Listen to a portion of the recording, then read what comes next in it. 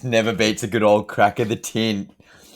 Guys, welcome back, Tackles and Tinnies listeners. This is a Fantasy Files episode 8. We are flying through the season. And guys, our premium Spud Farmer is here. Jake has upgraded. Fill us in, Jake. What's been happening? Yeah, mate. G'day. Yeah, I've put in put in some work, mate. Got a webcam, so got a headset on. It's a whole new me. So I thought I was on right track. So managed to hurt my finger though. So that's kind of been my dull of the week. So I wouldn't say I'm out of the spud farming side of things yet. So, but making some steps in the right direction, I reckon. So it's good to be here, ready to Yeah, roll. 100%, mate. And Queenslanders only today, mate. I think it's fitting because we got Origin tomorrow. So maybe be a little bit more biased tonight and we can have a bit of a rant about State of Origin. So, Jakey, first up, straight up. Will the Queensland 13 be what it is named tomorrow in regards to the starting lineup? I feel like there's going to be a few changes last second. What are your thoughts on that? Look, mate, to be honest, who knows? There definitely could be. We've obviously got Kurt Mann in that 14. We know we don't have a great record when Grant's starting at 9. Yeah. We definitely like him coming off the bench for us. I don't think Queensland's ever won a game with him starting. So that's not a great stat for us. So that could be a first change. Obviously, we got a few guns on the bench with Nanai and Carrigan as well. Yeah, so there definitely could potentially be some changes there. Yeah, I guess we won't know until it all kicks off. But I'm actually going to say that the starting 13 is going to be the starting 13.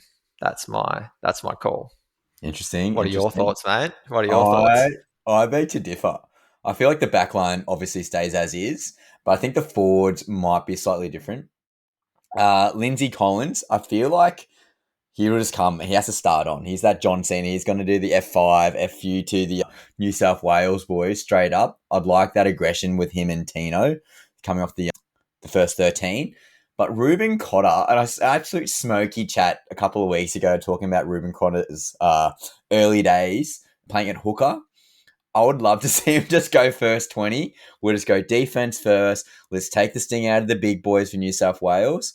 And Nanai obviously will then come to the starting team for Harry Grant. And then Ruben Cotter would then shift to hooker. But obviously we could do a Kurt Mann and just go full defense.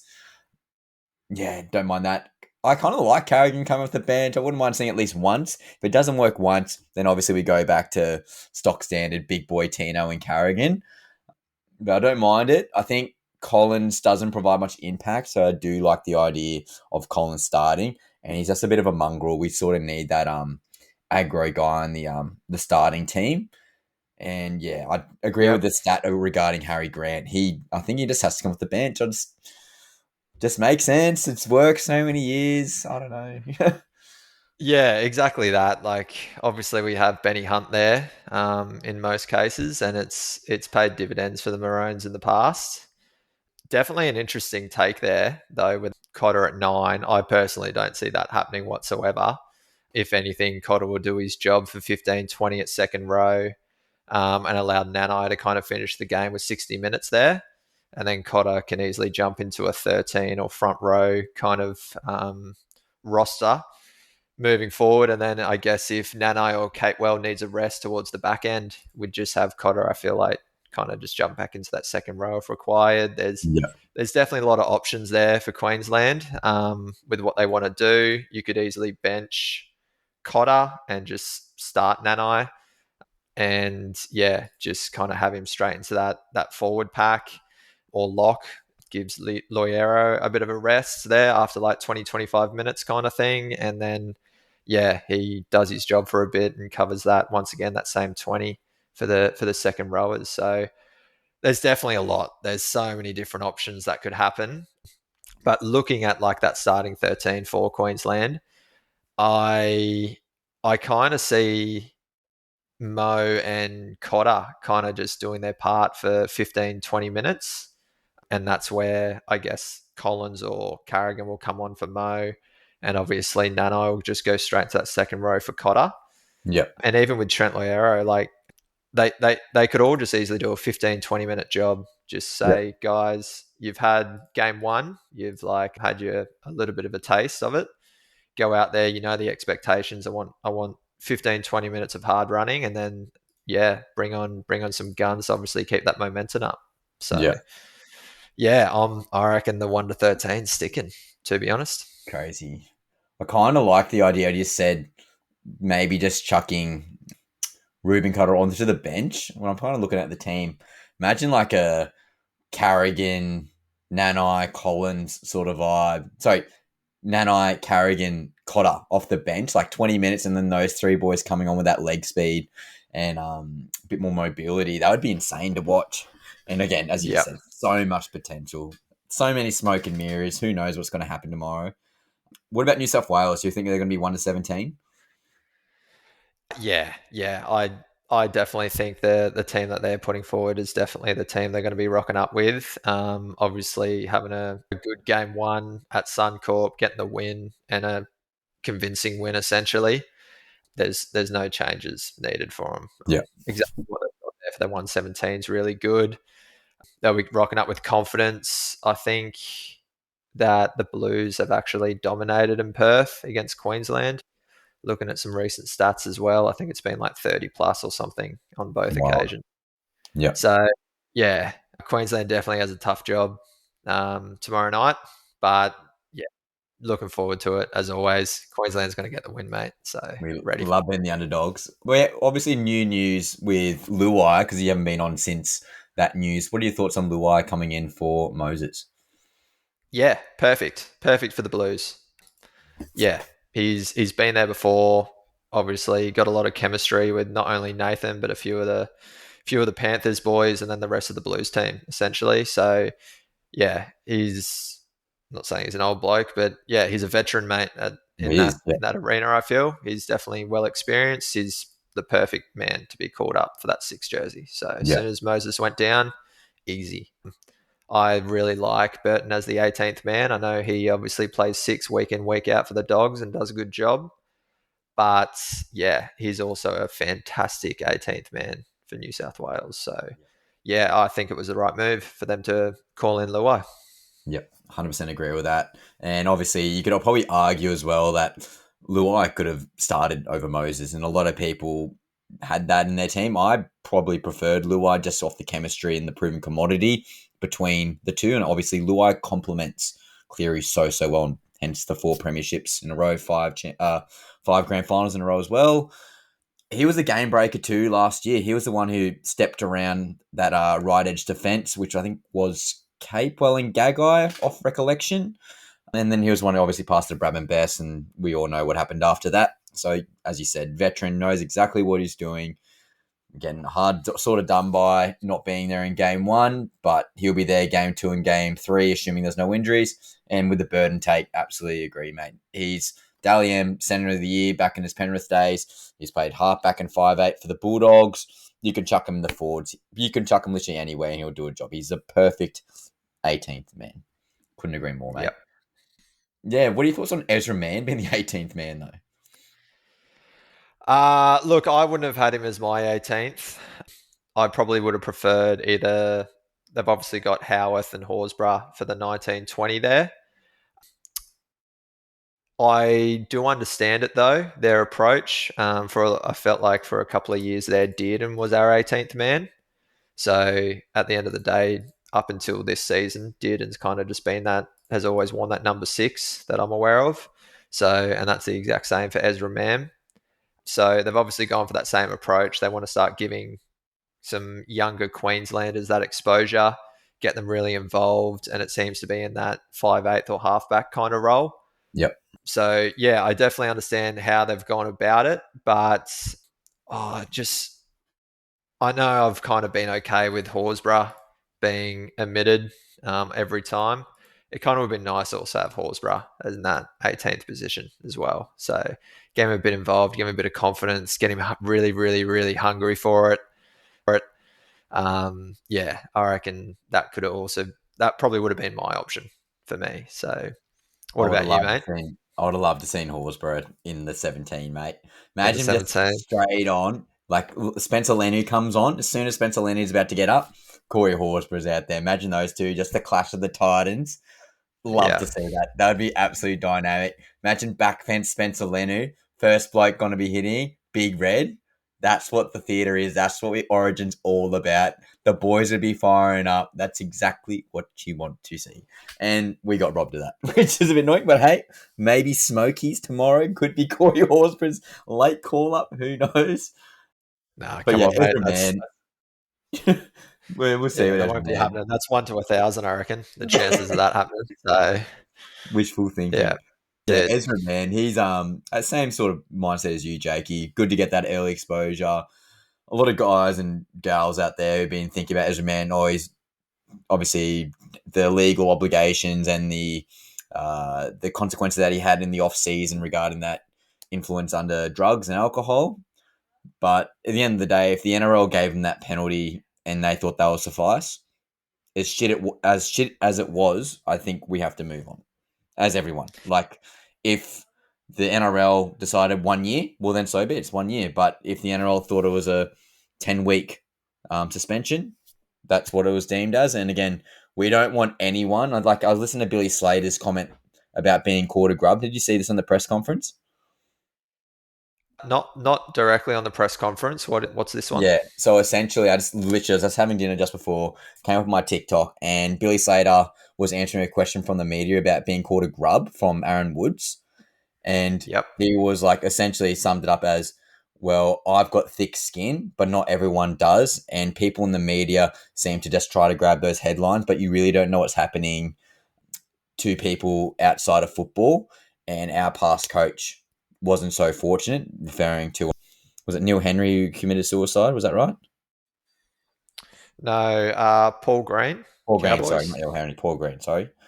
But yeah, he committed suicide. Very unfortunate. And again, we don't know the full story regarding that. But Billy Slater was referring to that. And as he sort of was referring to that situation, he started getting quite upset. And then everyone in the background was just yahooing and cheering, because obviously that's a big sort of conversation to have. And again, that sort of relating that back to Ezra Mann now, like if people keep bashing him, obviously did a dreadful thing, but he's doing his stuff in the community. He's paid his dues in that regard, and he's continuing to do that. And obviously, he's such a young man, and people think about that. People who are making these comments are probably 30, 40, 50 years old. They've had all this life experience. And when I reflect back to when I was 21, no, I didn't do a hit drug run, but I've done some stupid stuff in my life, which could have ended out not maybe to the same magnitude as that, but in the public eye especially. But who knows what could have happened. So I empathize with him a lot. And I think the bashing of him in the media is unfair, since he's done his due diligence in terms of missing games. He's lost a lot of money. Obviously, his reputation's been damaged. But again, he's doing all the right things for the club, for the Broncos. He's doing all the right things for the community, doing all the good things for the Aboriginal community as well. Yeah, ticking a lot of boxes. And again, he's going to learn from this, and he's going to be better from this. So I think he's worthy to be 18th man if he's the man for the job, and Billy thinks that's the case. So be it.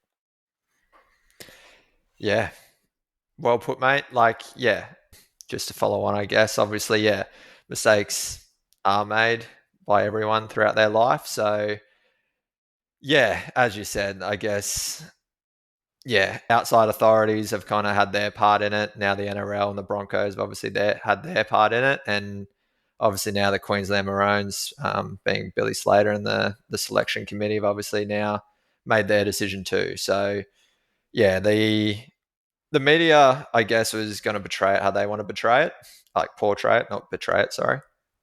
Yeah, so yeah, it's definitely can take a lot of twists and turns. Probably it could have been maybe a smart move to be like, unfortunately, NRL players are role models for a lot of young people too, and a lot of the community as well. So yeah, maybe some forward thinking. It could have been like, oh, maybe not this year, Yep. See that point too. but yeah. So those decisions have been made though. So, and for me, it just it's yeah, it's just Unnecessary let's drama, just play on. potentially. Yeah, Yep. let's play on. But So do you think there could be any, we don't want to say it's obviously absolute smoke and mirrors here, but the DCE dropping almost got overshadowed by the Ezra man being 18th man. Do you reckon that had any correlation? Yeah, it seemed they kind of had like, yeah, a bit of 50-50 weight, essentially. It feels like they've kind of just been jumping between those two in the lead up quite a lot. So yeah, there was obviously a lot of sledging towards DCE getting dropped as our captain. And then the next sledging was essentially Ezra Mam getting picked as 18th man. So Yeah. yeah, the media's got something to talk about. Yeah, it's just their job, mate. They're looking to get paid and obviously talk about it all. So that's just how it rolls. That's it. Well, I think that's Origin chat. And again, everyone's going to have their opinion. And guys, we'd love to hear your opinion in the comments. We don't want you bashing plays. Again, guys, we're all about mental health here. So try to be in their shoes in that regard as well. But I would love to hear your opinions in the comments. I'm more than happy to have that discussion with you guys online. But again, everyone's human. Just be nice. So, on better news, Jakey, SuperCoach, we're going straight into the thick of it. My team, I forgot the crown again, but mate, I am climbing the ladder. I'm climbing the ladder. My trades absolutely popped off last week. Yep. I scored 1,029, which got me up to rank 2,461, which means for my overall score, I'm ranked in the top 1%. I made it. I've done it. I made my younger friend Adam, who's now my SuperCoach dad, proud. That's all that matters. Yeah, well done, mate. Well done. How'd you So score? yeah.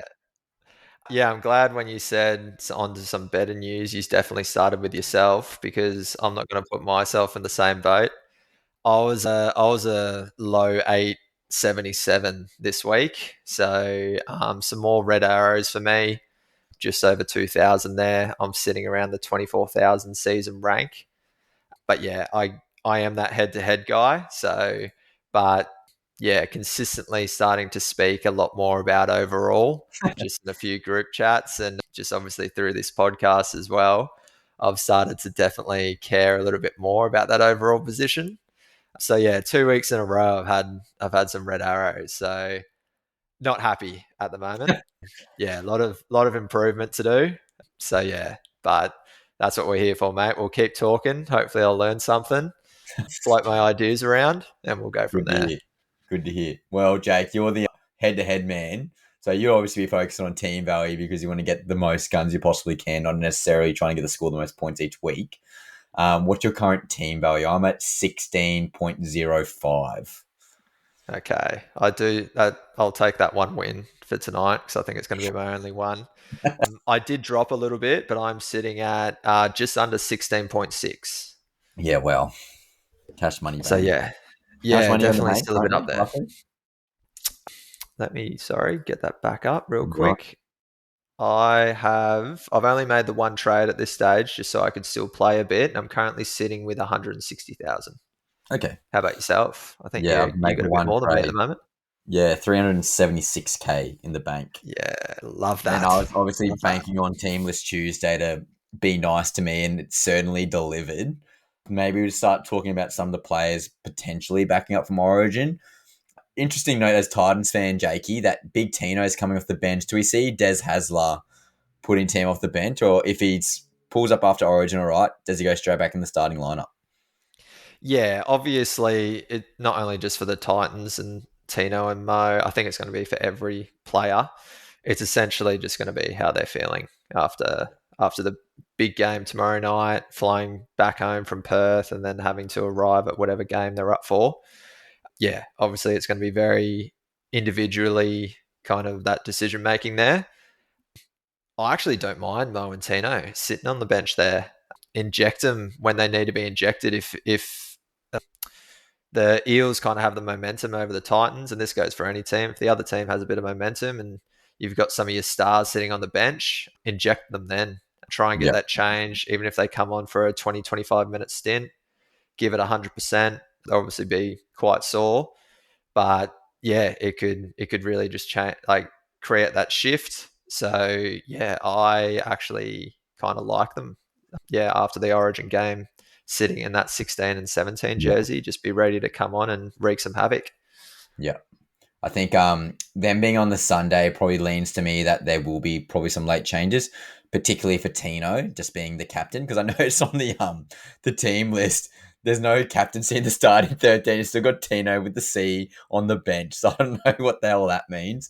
But obviously, Fair call. he'll be captain on the field when Tino's off. But yeah, still funny to note that I still got the email from the Titans, still had Tino as captain on the bench, which I thought was funny. Yeah. So guys like Payne Haas, I know a lot of guys sold him, including Adam and Chris, I believe. So I've held him the entire time, and that's paid huge dividends because now I've saved 2 trades and really didn't lose that many points. What are your thoughts on Big Payne Haas? Did you hold? Yes. Yeah. I'm in the same boat as you, mate. I have held him this whole time too. Yeah. So that's awesome. Again, that's for me. It's cash is not a problem at the moment. Jake, sounds like for you as well.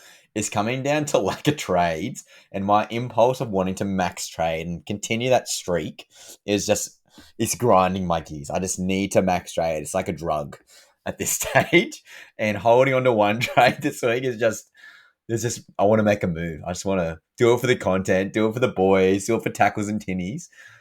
But yeah, I'm holding because like Cleary tempted to sell him out, but can't afford to double trade. Keon Kulumatangi can't afford to double trade. Like all these guys we'll talk about later on Yep. who are potentially origin relevant. Yeah, definitely interesting to note. Did you have any of the outside backs from the Dolphins last week, Jake?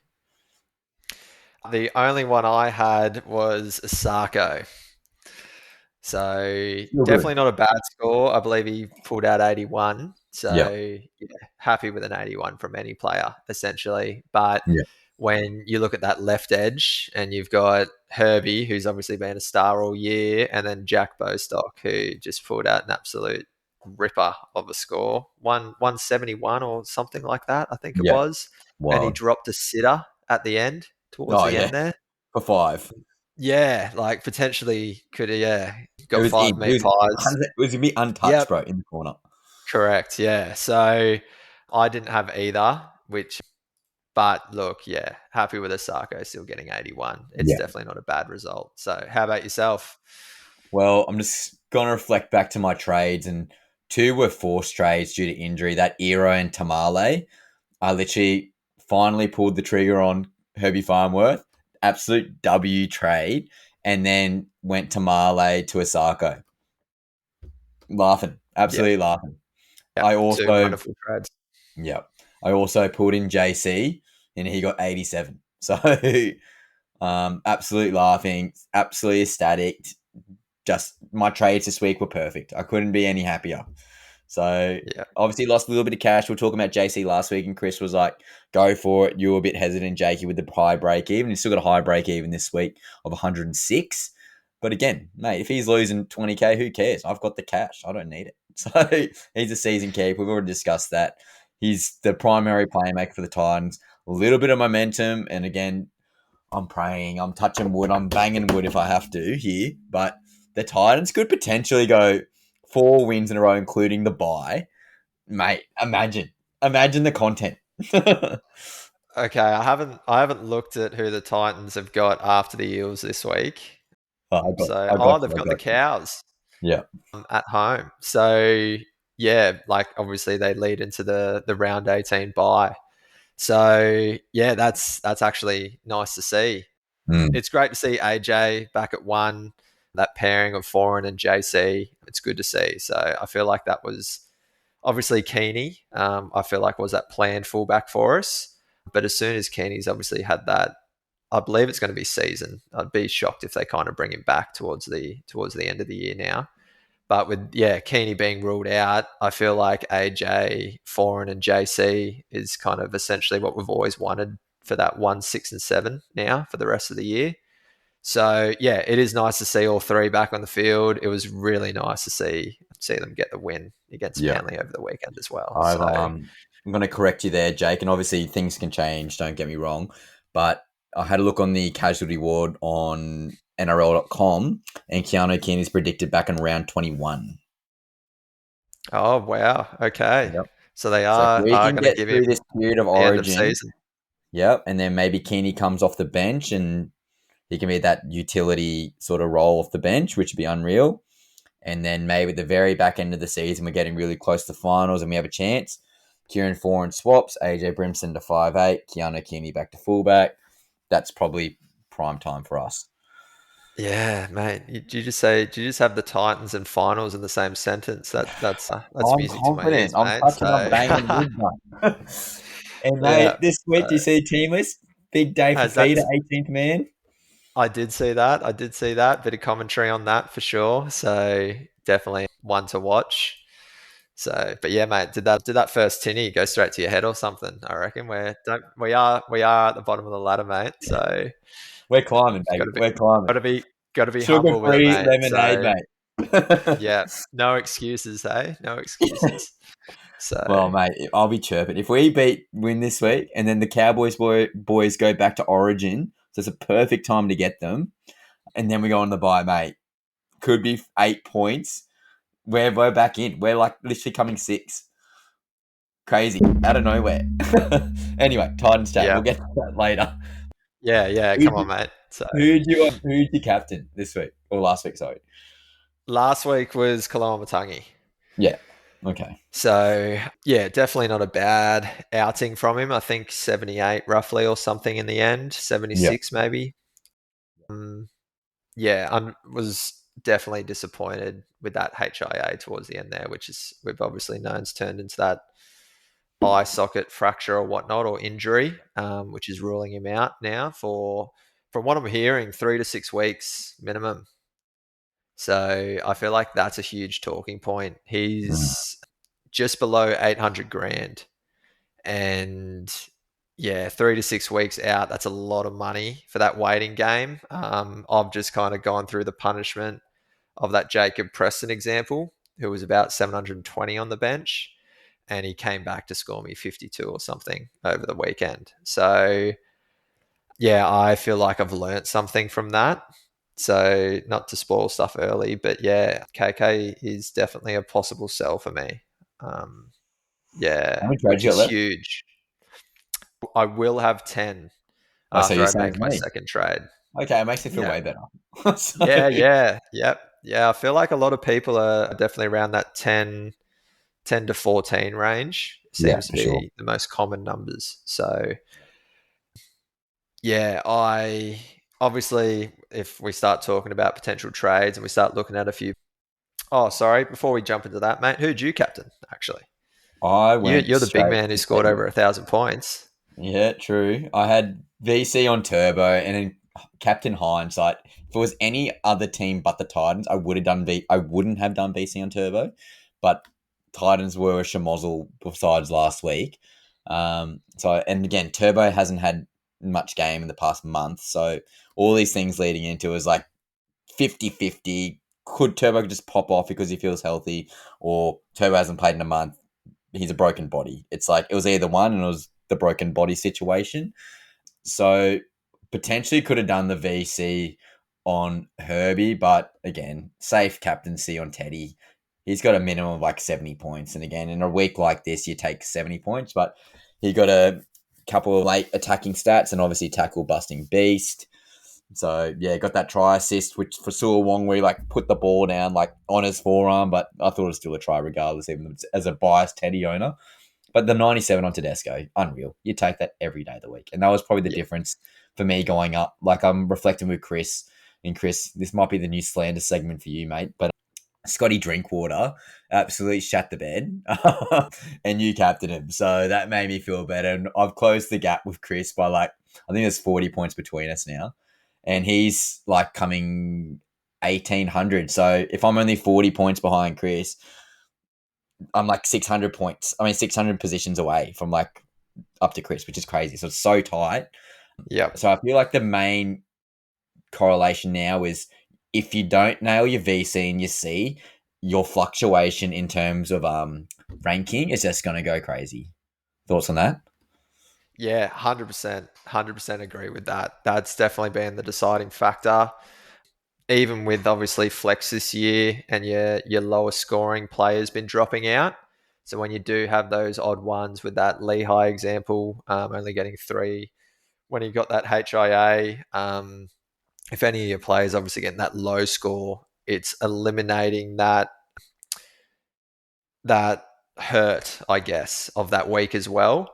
So there's definitely a lot of emphasis on getting, exactly that. Your vice captain and your captain right, because that's essentially what's going to get you the win, going to get you the big scores and help you either jump in that overall or, like me, hopefully get some two Head to out of head. two head-to-head wins, which didn't happen for me this week. So Yeah.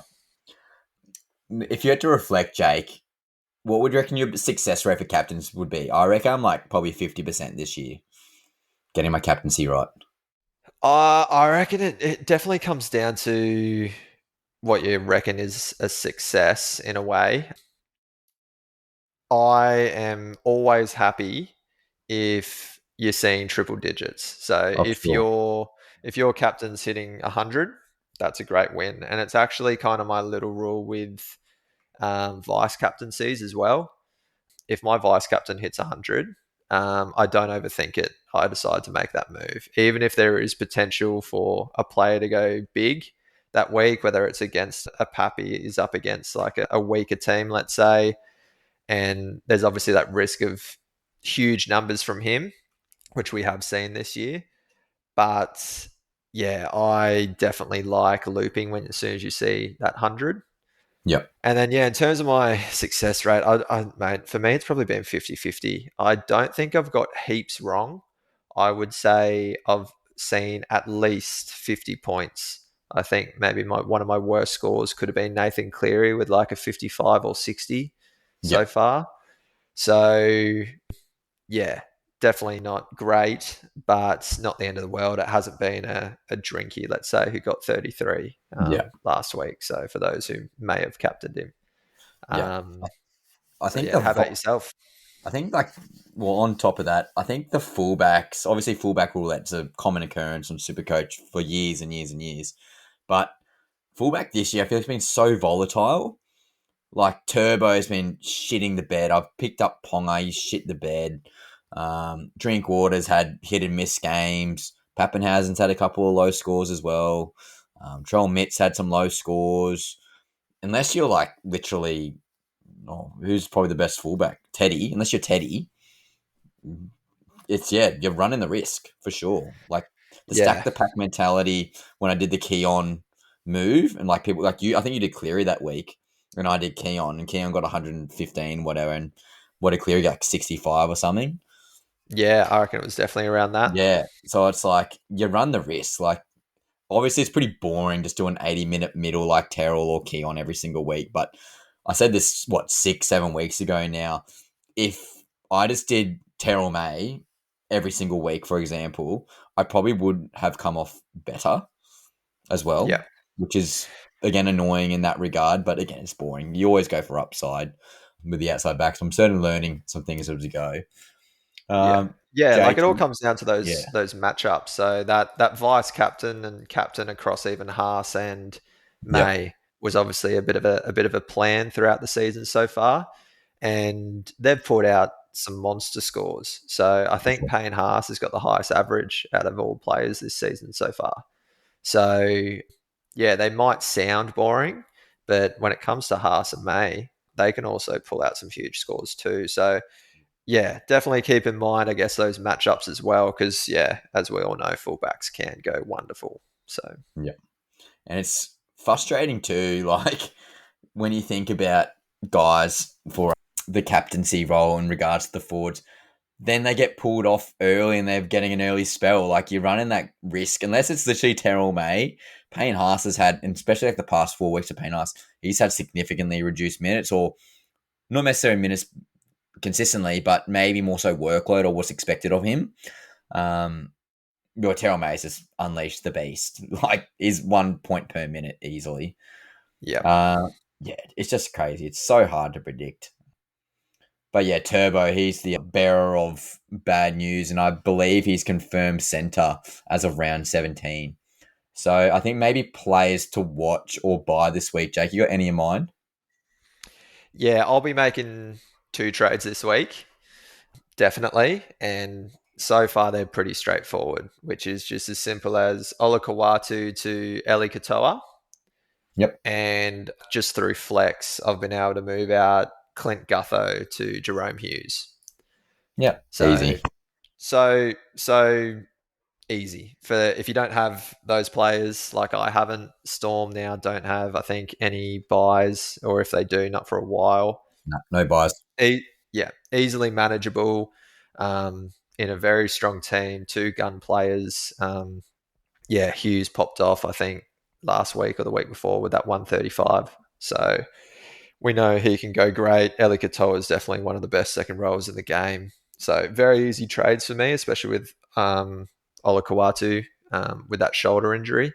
I think that's a minimum of 3 to 6 weeks as well. So, Yep. and yeah, Jerome Hughes provides that great halfback coverage for me with Nathan Cleary is the one that's sitting out for me at the moment. So, Yep. yeah, so there's some two easy trades. For example, from my behalf, mate, I've cracked a pretty decent list for you tonight. So, yeah, if you want to, I'm more than happy to continue and keep ripping through them. Yeah, mate. I'm going to have a guess near the top of your list. I'm going to say it's got a lot of people's list too. Jack Bostock. Is that on your top of your list? So, I for me, I personally wouldn't be bringing him in. Wouldn't? No. Yeah. So, and look, this is obviously team Surprising. dependent. Yeah. So Surprising. this is obviously all team dependent people. So for those listening, yeah, don't just blindly follow my lead, especially Red Arrow guy. But But but Mr. Spud. yeah, definitely tempting that negative 70 odd break even. But just that language, I think, even from last week, we're definitely focusing on season keepers. We're still in this origin period. We're still in the major and mini buy round period. Dolphins don't play that round 18 buy. If you're getting low on trades, sure, he can make you money. But we've even seen just over the past like couple of weeks here, we've lost Tamale as one of our gun cheapies who was doing a good job for us on the bench. We've lost KL Iro, who was a season keeper.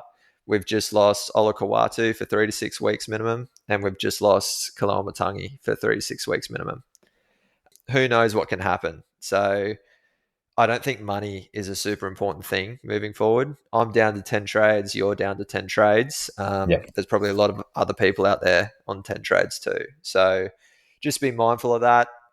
If you don't have any other Dolphin, if you don't have Herbie, you don't have a Sarko, obviously cash dependent. They're really, if you're bringing in a Dolphin, they're the players you want. Because for me, Herbie with that break even of 24, he's about to go kind of out of everyone's reach. If he kind of keeps his high average, he's going to be Mate, very, very hard to get. arguably he's already out of people's reach, mate. He's 815K, bro. Like, I'm Yeah, so lucky I exactly. bought him in last week.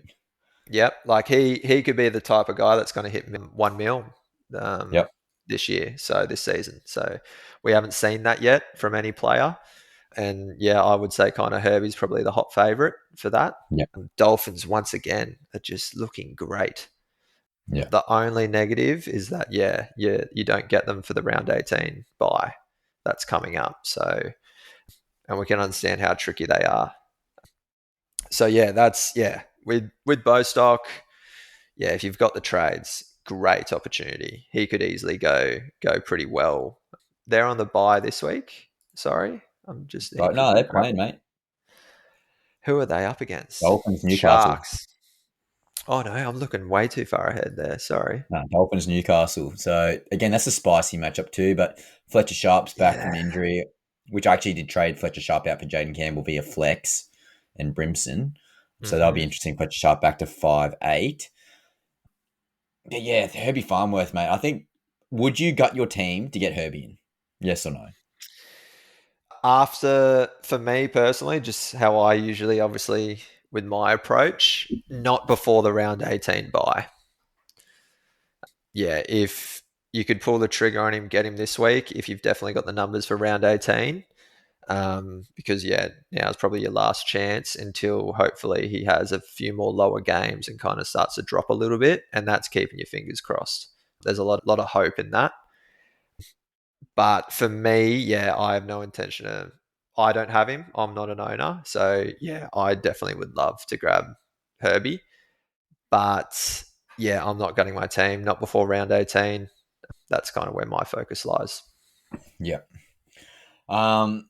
Oh man, I'm just so happy I did it. Like, I'm just so fortunate too because I've done enough, so that enough freed up like 300k. So if I didn't have Herbie last week, I just probably would get him in this week. I'd just take it on the chin because it's, as you said, potentially up to $1 million. Very well with the way the Dolphins are playing and the way they're attacking the past month. Easily could get another 100. Then you got a rolling average of 120 on average. Mate, you'd be laughing, like absolutely laughing to the bank. Bostock, circling back full circle, Bostock is one of those guys who's Khan Pereira. He's Ronnie Mulatalo.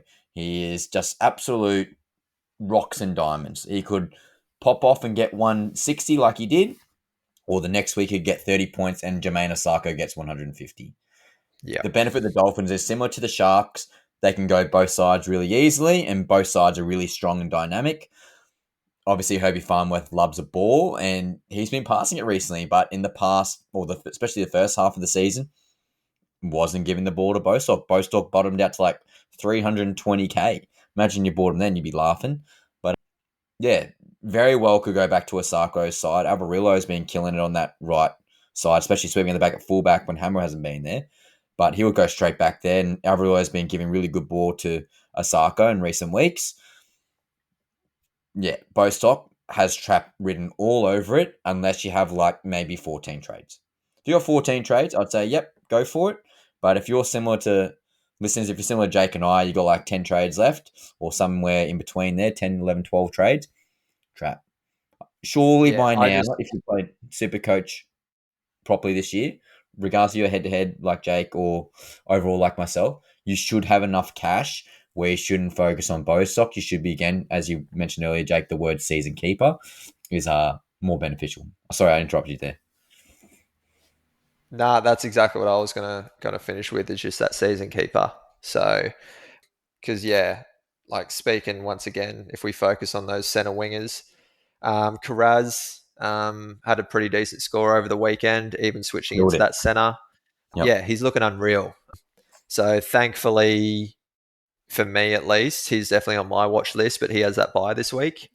So that allows me to kind of put him in the spotlight next week to try and bring in. Yep. So yeah, there's plenty of gun center wings out there, and if you're desperate for cash, Bostock's an option if you're looking for players. But just with that round 18 and stuff, yeah, I'd be avoiding. Yep. And again, if you already pulled the trigger on Asako or you pulled the trigger on Herbie, people might have Isaiah Katoa, Kurt Donohue's been absolutely killing it now, playing at lock with those extended minutes. Too many Dolphins. Some people might have Hammer for some silly reason, but again, Cody Nikarima potentially as well. He's been popping off. Yeah, that Yeah, was a name I was definitely going to be mentioning. He obviously had a yeah, great game over the weekend due to the big score and all. But yeah, if you're looking for some 5'8" coverage, if people were looking to kind of downgrade from Munster just for like yep, that kind of relief there a little bit, who knows how Munster kind of goes after Origin and for the Storm this week. So I think he's got a break even of 135. So fat chance he's making that. I'd be very shocked if that happens. And then you've got Wishart, obviously, in that 14 jersey off the bench too. Um, I think Kane Bradley's also in the extended bench, yep, extended squad. So there could be that late change if required. Kane Bradley could go into that 14 role. Wish could start in the 6 jersey. You've also got to relieve pressure from Grant. So who knows what the Storm will do. But yeah, depending on who are in your 5/8 position, yeah, Cody Nikarima definitely was an option I've got listed here too. yeah. He's just found some form all of a sudden. Absolutely crazy at the moment. Like Nikorima's 3 game average, or I'll even go 5 game. 5 game average is 81.4. And he's got a 3 game average of 88. He scored 145 last week. He's currently based at 596k with a negative 35 break even. So I guess, Jakey, if you're not pulling the trigger this week, he's probably going to be too expensive. Fair call. Oh, I wouldn't say too expensive. Obviously, depending on who you've got. Like if you were to still go Munster to Cody next week, I definitely feel like that's still affordable for most people. Yeah. So, but this is a great week to get him. Yeah, especially if you do have Munster. Like I've got Metcalf as my second 5'8" there, and I can't recall if the Warriors play that round 18. No, they don't, but neither do the Dolphins. So once again, as per usual, I've got like a little bit of focus for that 5'8" kind of Yep, thing, just making sure I'll definitely have at least 13 for round 18. But yeah, I just wanted to share some commentary on that one because for Cody's sure. definitely a watch. So yeah, but like even with fullbacks, I know we seem to hone in on our centre wings and fullbacks week in week out quite a bit. I feel they just seem to be 80-minute players scoring big. So Yeah, um, yeah, I going off last week as well got a little bit lucky. I think with not bringing in Drinkwater. He only got 33, but that was with I had a crazy week last week, to be honest, with that Fletcher Sharp, that late risk factor of he being omitted due to his injury scare, which ended up happening. It kind of changed my trades around. I ended up keeping Gutho, so I definitely had the numbers, and I sold Isaiah Iongi to Turbo, and Drinkwater, Turbo, Gutho all scored in the 30s, I think. Maybe Turbo got 40. But yeah, yeah, I was perfect. absolutely devoted around that fullback position last week. And then even looking at this week, I know JC is a hot favourite in that 5'8". But yeah, if people were to put him in that fullback role, yeah, high break even, Drinky, high break even, and Teddy got the lowest out of those three, but he's got a 92, which isn't a small break even. So if you were to maybe skip him this week, good chance you still have enough money for him next week. Yep, So, but yeah, they're three on my watch list in a way. Teddy's obviously the number one I want around that yep, fullback position. So I'm definitely looking once again at those season keepers, waiting for those right buy opportunities. Yeah, and I currently have Sandon Smith in my flex. And that's how I was able to bring in Jerome Hughes through Gutho. So trash. you Damn. can definitely see that. Yeah, Smith is. I'm hoping to make Smith disappear into Teddy after the Roosters bye. Um, Yep, so that's my rough plan at the moment. Even though Sanders Smith, I know, has obviously got that starting role back with Sam Walker having another injury now and out for yep. a month. I've heard. But yeah, for me, I think it's time to get rid of Sandon. I think so. Soon as Surely, Walker's like back. after round 18, Jakey, like that's pretty much the 4 weeks where Walker will be back. Surely after round Yep. 18, because he'll be a number for that, gone. Yep. I reckon Harry Grant straight in for Sandon Smith, probably like 100K difference. You could even go Connor Watson potentially. I'm actually tempted to pull the trigger early on Harry Grant, depending how he Interesting. looks after Origin 2 tomorrow night. Very tempted to pull the trigger. Jazz Tavanga gone because Asby only cost me like 40 Yeah. grand, and then I go straight into Harry Grant. He's got a breaking of 88, which is not ideal. And again, I asked the question last week: how many Storm players is too many? You pretty much told me 17. So um, you can pretty much just put a full Storm team in, and you're pretty content. But yeah, what are your thoughts on getting Harry Grant this week? No, I don't like it, to be honest. All right, yeah, Yeah, I think it's too early for him to bring him in. Yeah, 88 BE. He's not even having a great super coach season. He's not producing big points. I has he even scored over 100 maybe once this year? So yeah, he's I don't know, it's not the same Harry Grant in terms of super coach this year. So I don't think there's any rush to bring him in. Different if he was kind of definitely bottomed out in price, had a break even of 20 because he went big last week. Yeah, I can understand the temptation there. But yeah, we've still got like not only this game, like he might have a quick spiel, maybe get like he'll probably get a 50-minute game. I can envision over the weekend, and he's not unless he has a wonderful 50 minutes, he won't be scoring 88 in that time. yeah. So Well, yeah, Jake, I'm not a fan of it, mate. guess what his highest score is this year? I think it's. I'm I'm gonna guess it's either 82 or 142. His most recent game was his highest score, which was 80 points. His 80 second points. highest was 76, and then it Yeah. was 70. So, yes, certainly, again, that price drop is going to keep coming. I reckon I agree. Probably wait one more price drop, and then I reckon get him in. Don't get too greedy. I'd be waiting till after Origin, unless he has a huge game in between Mm, now and game three. Sure, if his break even gets really low, bring him in, make that risk play if you've got the numbers kind of thing and it works for you. But I'd be waiting till after game three. okay, Um, fair call, fair call. Now, other players of interest to me. Obviously, ECAT, easy trade for both of us. Ola Kawatu to Eli Katoa. If you haven't got Katoa and you already have Homole, easiest trade of your life. They're pretty much one for one in terms of price. I think ECAT's like 30 grand more expensive. You should be able to find. Oh, no, it's actually, sorry, I apologize. You're saving money on ECAT, I think. Maybe 10 grand difference. Anyway, much of the same. Pretty much one for one. Now, player of interest, absolute smoke here, but Sifa Talakai is all the podcasts we listen to. Talakai has been a couple years ago when he was starting center. He was absolute gun. Ronnie Mulatalo outside him. I don't know. Center wing duel could be good. Maybe like a Billy Smith to Talakai type of vibe could be good because Billy Smith's done absolutely nothing. But definitely holding Billy Smith. Don't get me wrong. But Talakai, what are your thoughts? I know you love a dual position 2RF center wing. I do, mate. I do. Yeah.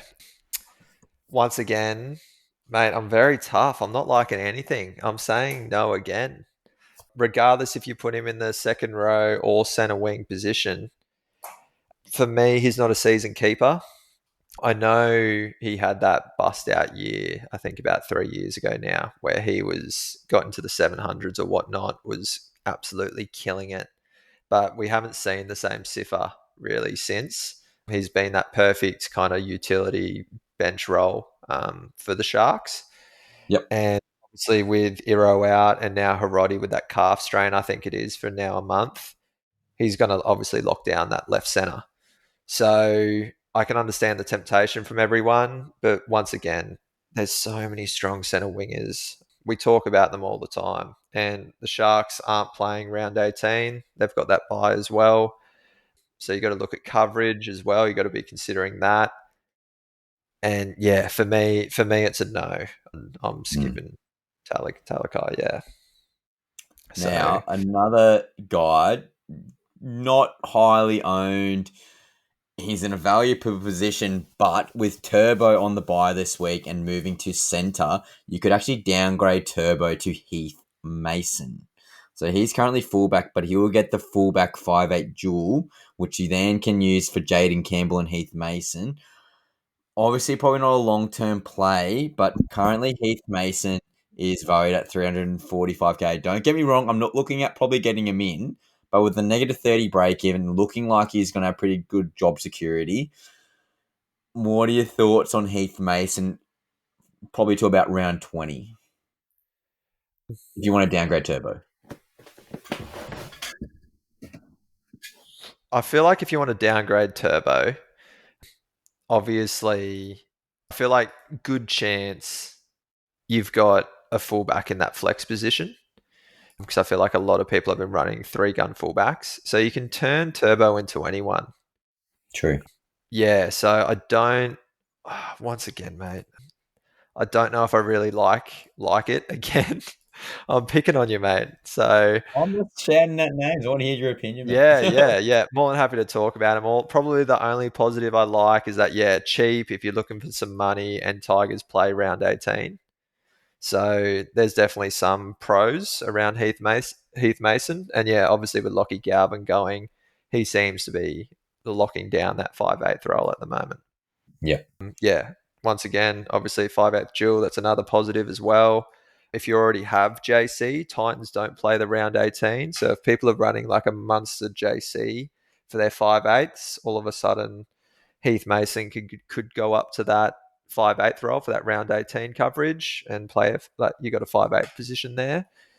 So don't get me wrong, there's definitely some positives out of it, but yeah, definitely not a season keeper. And if you do intend to swap out Turbo as the example, mate, fullback is such like a high scoring, loved position Yep. that if you're bringing someone in there, you want someone who's going to actually, you want some big points there or potentially big points.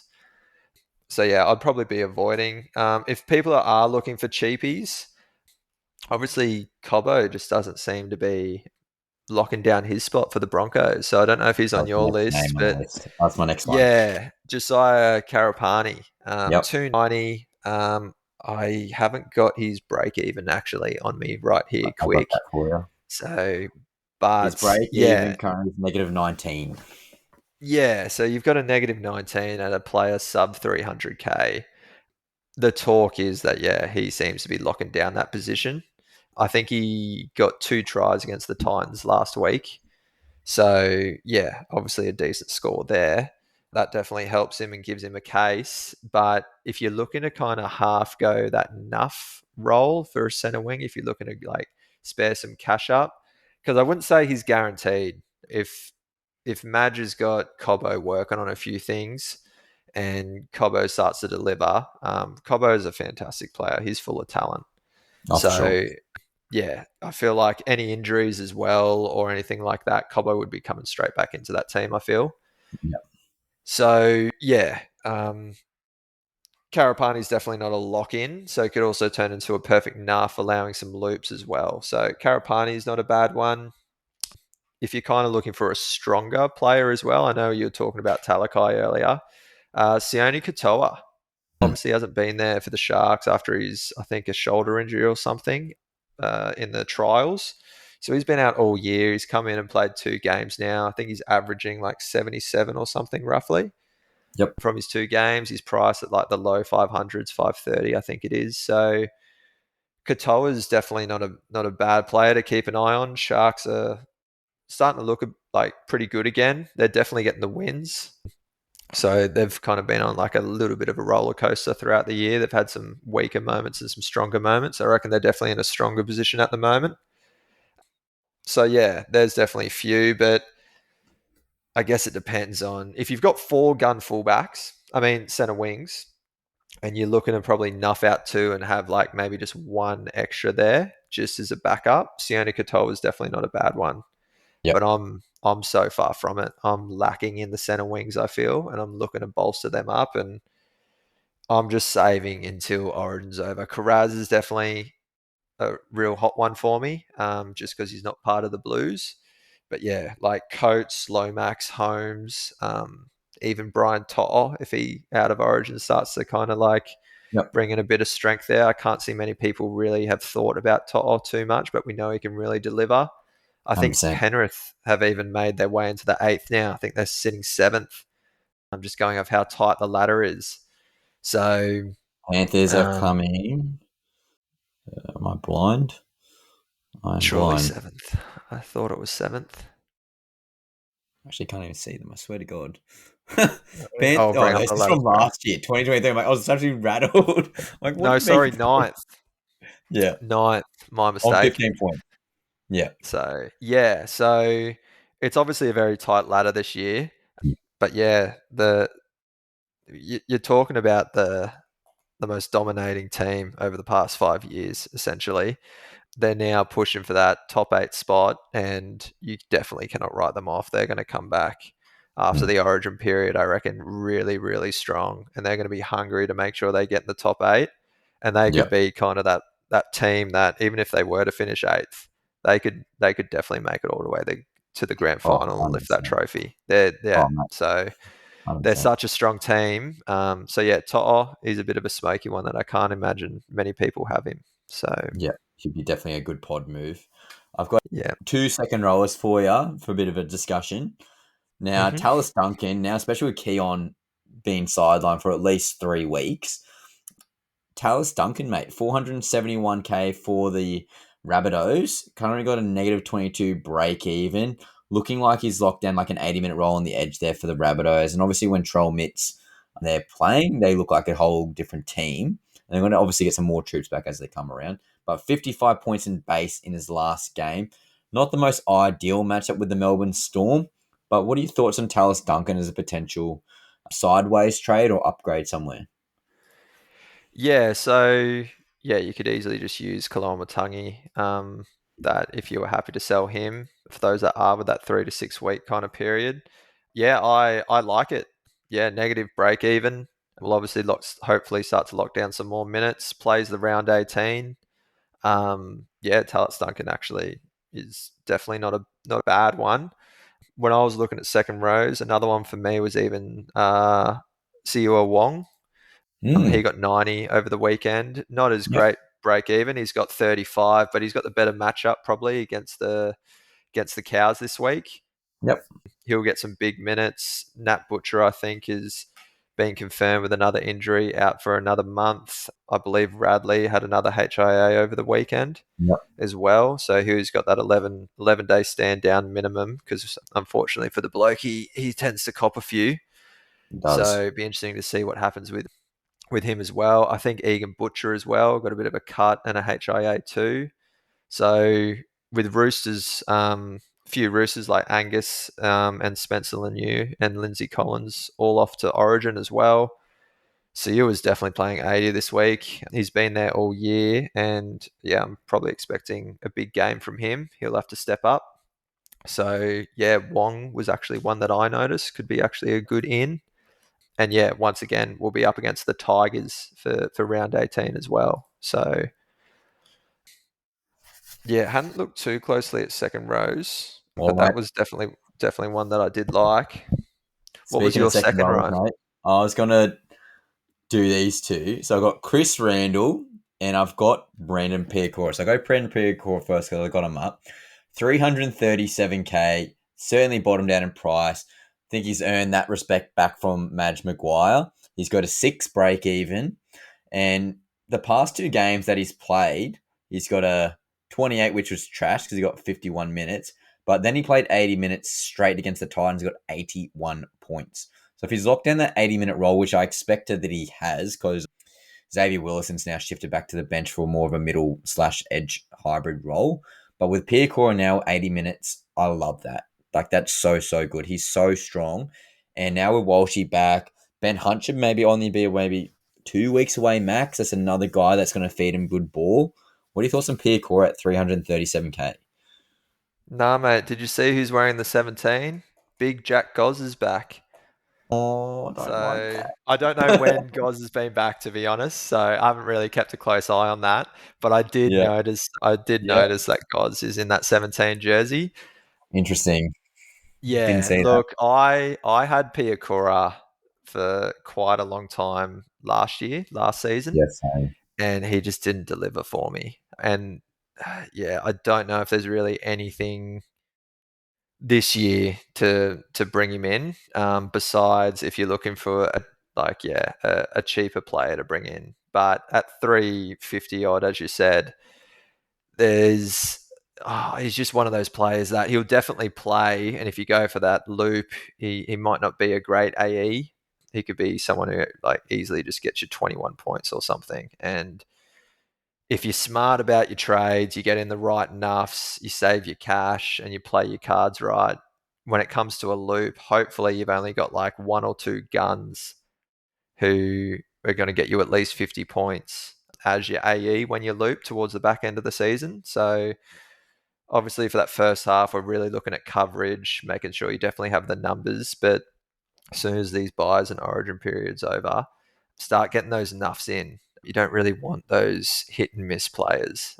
They're just too risky. You want strong, consistent players, high averaging players, and a few guns that can obviously go like those 120, 130 plus. And Yep. yeah, I personally don't really like the Piakura move. Okay. Chris I Randall though. Yeah, Oh, sorry, Randall, you mate. go. No, I agree now. Like, I didn't realize Goz was on the bench, so that's definitely deterred me. Who knows? Goz might play through the middle, which is very possible as well. But Pierre Core probably plays 65 minutes now, going off that take. So good pick up there, Jakey. But yeah, Randall, mate. This works well for me because I've currently got Jazz Tavanga still at hooker. So I could actually have a hooker 2RF flex with Randall there as well. That could be useful going off injuries and lack of trades. But with a 4 break even, not too bad. Okay, not too bad. He's recently scored. Well, he's got 80 minutes most of the games, but he scored a 48, 58, 46, and absolutely popped off against Manly last week, scoring a 97. What are your thoughts now? A day for Feeder potentially coming back, taking some of the minutes from the edge. What are your thoughts regarding Chris Randall? Yeah, look, love Chris Randall as a player. Like, obviously, huge Titans fan. And yeah, Chris Randall, mate, is an absolute weapon. He's one of my favorites. Such a hard worker, does a job, doesn't matter where you put him. Fantastic utility. But for Supercoach, no. Yeah, he's got a huge positive with that hooker second row duel there. But he's been averaging 42 for the year, which is pretty much lower than what he's priced at. He did go well and get 97 over the weekend, but yeah, David Fafita, 18th man. Obviously, his Yeah, role is going to change. He's got a 3 round average, of 67, but this is during the Origin period. No Fifi, Fermor missed was out for game one, and we're obviously missing Tino and Mo. So yeah, you can understand why he's probably been scoring a bit better, but that for me, super coach wise, is a pure trap. But yeah, yeah, as a Titans fan, mate, love it. Love love him. Chris Randall. He's a beast, Yeah, mate. So yeah, I'd he's love definitely to that shout glue out. guy. But Yeah, yeah, I think trap, 100% trap. Now that with Fafita's coming back in, yeah, he's probably going to go back to lock, which I'd absolutely love. I think the Titans are desperate for more of a ball playing lock. I think they've got so much duplicity between Mo, Tino, Joel Leaf, and CG. Like they're the same player. Let's be honest, they're the yeah. same player. So Just big boppers running hard. yeah, which is not a bad thing, but you want Yeah, someone a bit of a diversity. Maybe an Aaron Clark would have been good at lock. Who would have known? But yeah, Chris Randall's that guy. He needs to go back to lock. yeah. Now, Jake, I haven't got too many other guys of interest in terms of buys. Have you got anyone on your list? Probably only some to consider in a way was just once again probably honing in on 5/8 and halfback. For those who don't have Jerome Hughes, now is the week to buy him. Yeah, He absolutely went fantastic in his last game, 130 plus or whatnot. Break even of 40, which isn't crazy low, but for Jerome Hughes, it is. yeah, Yeah, he'll provide coverage now moving forward in every sense. He doesn't miss anything else. So if you don't have him, whoever in your halfback roles, yeah, bring him in. Find a way to bring him in, I think. And then around 5/8, I know we mentioned Cody Nikarima earlier, but I know he's not playing this week. But LKT was kind of one that I thought you could definitely keep an eye on, King just to Tonga. help you. Yeah, just his coverage. Crazy thought. I know we're talking about a few nuffs and stuff like that, and it's probably contradicting myself here, but he has that 5/8 halfback duel, so that hopefully might be able to help you out in a way. But it's just that round 18 coverage.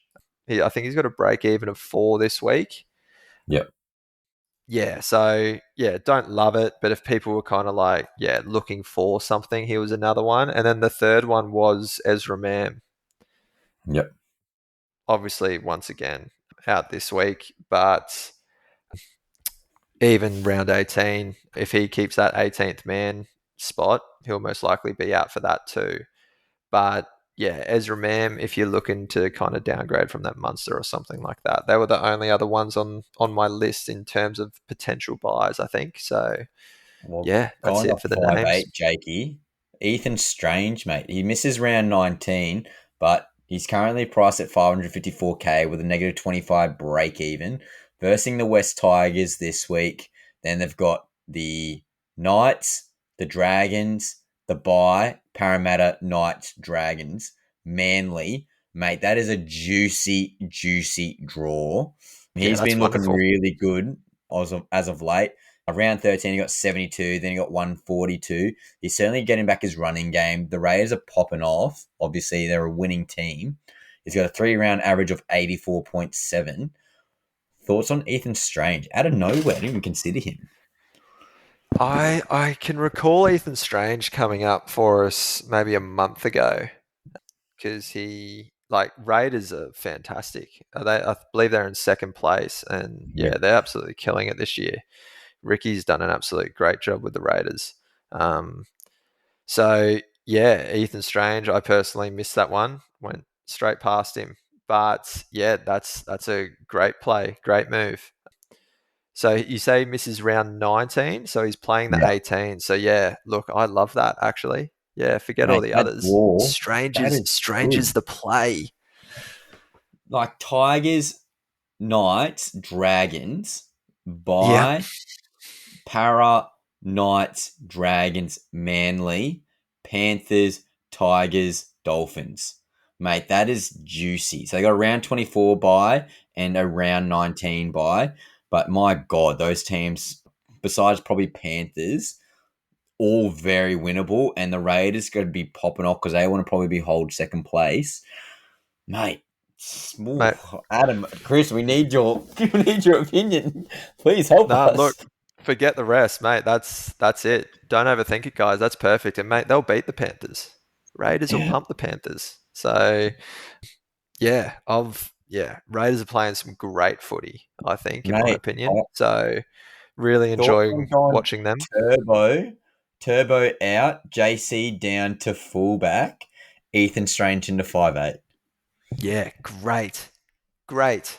What's your round 19 numbers looking like? Because obviously Oh, that's that yep, mini buy that can get a little bit tricky. But yep. Okay. if you're getting Assuming rid that of Turbo, that's the same kind of swap. That's like for like in terms of the correct. buy teams. So I would have, assuming that everyone plays and stays, plenty, plenty. I'm Yeah, fine. nice. Yeah, mate, I really, really, Ooh, really, really like it. that's So so yeah, spicy. I never considered him once.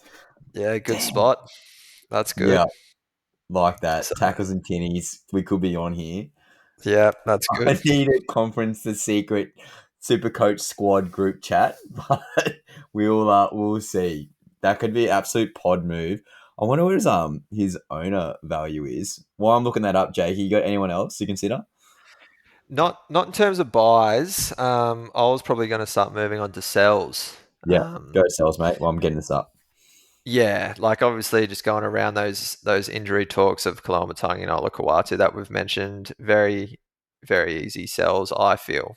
I know you might get a little bit scared with that Kalamatangi talk there, Ryan, because he's done a Yeah, good job since you brought him in and you've shown him some favoritism putting the captain on him and he's delivered for you. But once again, he's got a break even of 80. We don't know how he's going to bounce back after his like eye socket fracture or injury or whatnot. And he's 795,000. So, and he's a guaranteed 3 to 6 weeks by the sounds. yeah, So he's in the exact same boat as Olakawatu.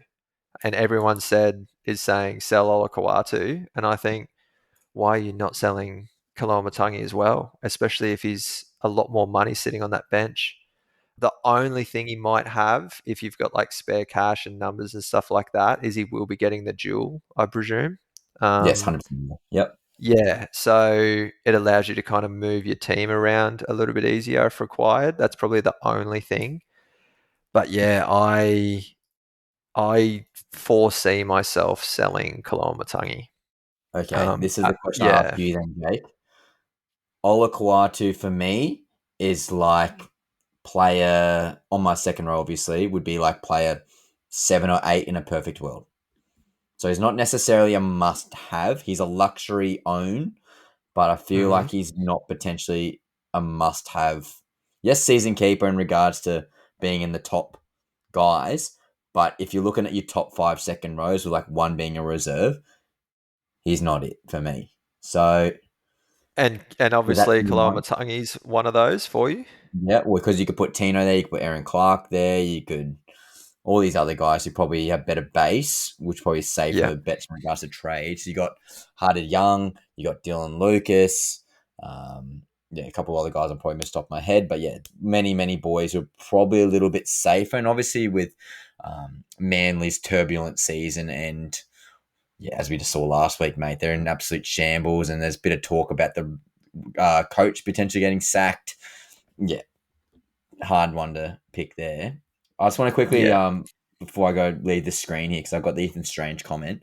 He's only owned by 7% of the entire yeah, SuperCoach league. So that's absolute pod. So if you look at a bit of differentiation at 5A and you got that flex position, and you got Turbo, like I'd like to see Turbo one game at center just to have a look. But again, if I don't get Ethan Strange this week, he's probably not worth it. So, um, yeah. Look, I think Turbo's probably a hold for me. yeah, I know Manly did not show up against the Titans. They looked terrible, essentially. Not too sure what happened to them. But yeah, they did not look good whatsoever. But Turbo's got a break even of, I think, 46. So yeah, if you hold him, you give him that one more shot, he's not going to lose much money if he even does. Good chance he gets over that. I know he might even get that little bit of freedom. I know, oh, for as he's sure. kind of done with the Blues in the past, where he gets to roam still as well. So he might just not have to worry about that kind of defensive load at the back there, reduced like meters for him. So not as maybe some tough carries from the back. So it actually could be a positive for him. Yep, People have discussed it. I think even the earlier in the season there was that talk of him jumping into the sixth role to get Lehigh into that number one jersey. So there would have been chats around his. I'm pretty sure he's even come out publicly saying he's happy to change his position, change his role within the team to make sure they keep onto their young guns and their guys coming through, willing to take that pay cut. So yep, maybe everything's maybe just starting to align. And Manly after last week's game, obviously, yeah, changes needed. yep, So yeah, they get to reset with a bye. They'd get some solid training sessions in with the team, and then yeah, he could come out and have a blinder. So I wouldn't be rushing to selling Turbo unless it's like, for me, it like, for example, unless it was like to a Teddy. Um, yep, Yeah, so unless it's to or a Pappy, if for people who have sold Pappy and need to get Pappy back in, if that's your play, then yeah, sell Turbo. But I'm yep, happy with a kind of a hold on Turbo at the moment. yep, Yeah, like when I look at my team, I know I was saying the Sharks have kind of found some pretty good form at the moment, but Sharks don't play the round 18 bye coming up. And for me, starting to look at actually moving to a few nuffs, I'll be looking to sell AFB when I get that opportunity. Whether it is directly on round 18, I'm not too sure yet, but I want to bring in some money, make sure I can absolutely buy anyone I want, and I want to start yep, nuffing out a few players. So AFB's the one for me that's going to be disappearing. He's just locked into that front row. His minutes do seem to change a little bit. He can score big, but I've got Haas and May in front row locked in. Couchman's there on the bench for me with that dual position. I can move Tino or Paddy Carrigan up personally. So yeah, so for people that don't have May and Haas in their super coach already, it's because you've obviously sold Haas recently. But if you haven't had them there all season, yeah, I don't know what you've been doing. So yeah, out for of those sure. three boys, AFB is definitely the one to drop out, I feel. Yep, Um, yeah, I know there's been talk around Tino, people maybe selling Tino. And yeah, he has a high BE and obviously will be playing Origin. So once again, yeah, I can understand it. But Tino has potential to go big as well. So if you don't have him, just be wary of that. it's that too. But Um, it's like we're getting to the point where it's like you would love to probably trade him out, but ideally you're probably going to get him back in anyway. So you should have enough depth in your squad where you might not even play Tino one week. He could be that fifth guy in your second row. He could be that third guy in your front row. And that's where you should be. And if you're not there, you probably need to rethink your strategy for next year in terms of cash generation early on. But I'm just circling back to the Tom Trebojevic situation because, again, he's probably going to get back up to, let's say, 500K. You got guys within 100K CNK, he's been popping off. He's got a 3-round average of 82. Latrell Mitchell, when he gets back from Origin, he's going to be up there and around. You got Reece Walsh, he's rocks and diamonds. Who knows about Kalen Ponga now with Brabham Best being named this week? You got Keanu Keeney in about 6 rounds' time. This Dylan Edwards, he's definitely a guy I'm looking at for Turbo in the coming weeks. So many guys. Scott Drinkwater is probably going to lose about 100K, going off with that low score of 33. I think, yeah, going off that comment, unless you go on that Ethan Strange, Smokey, JC down, or Fletcher Sharp, potentially, I don't know, either one. Yeah, I think Turbo is a hold. Give him 1 week, see how the team looks at him at centre. You got Cooler one side, Turbo other side. That means Garrick. If you haven't got Garrick, my God, get him in on the wing. He is that good on the wing. I've had him all year, but if you haven't got Garrick, round 17. No, yes, round 17. Definitely get him in. But Lehigh at the back, yeah, look and sound more dangerous, especially with Saab out there with Turbo. Turbo and bloody Saab, mate. Saab might even be a buy in round 17. No, he's the man that's being dropped. Oh, okay. Sorry. Yep. Saab is a sell. I actually have Saab, so he's going to be one of my players that turns into enough for me personally. Yep. Yeah, so Okay. I believe, I don't know how Seabold's going to run it, obviously, but Turbo's obviously one centre, I presume, with Cooler as the other. Yep. And then Lehigh is going to be at the back. Garrick's then going to get pushed to the wing. And if Saab's getting dropped, yeah, I'm going to say it's Tommy Talau. Interesting. So, yeah, surely I did read up that. Like the upside of Turbo and Saab, like that's unreal. Like imagine Turbo going 2-1, bang, Saab gone. Like interesting to hear Josh Randall's comment because he's a big manly boy. I have to ask him tomorrow, but yeah, that makes more sense. But saying that, Saab's been really out of form. He dropped 2 to 3 balls at the Titans game at Seabus the other night. So I think he does deserve maybe a couple games in Reggie's just to get his confidence back up. But would you be more scared of Tommy Talau and Turbo or Turbo and Saab? Look, probably Turbo Saab, but imagine if Garrick's been on that right edge all year. True. So yeah, it's obviously partnering up with Saab. So if Tommy slots into the right side, I know he probably prefers that left, but we don't know what's going to happen. So yeah, if Tommy goes onto that right edge, you got Garrick outside him, and that is very, very dangerous. That's exactly where DCE will be running down.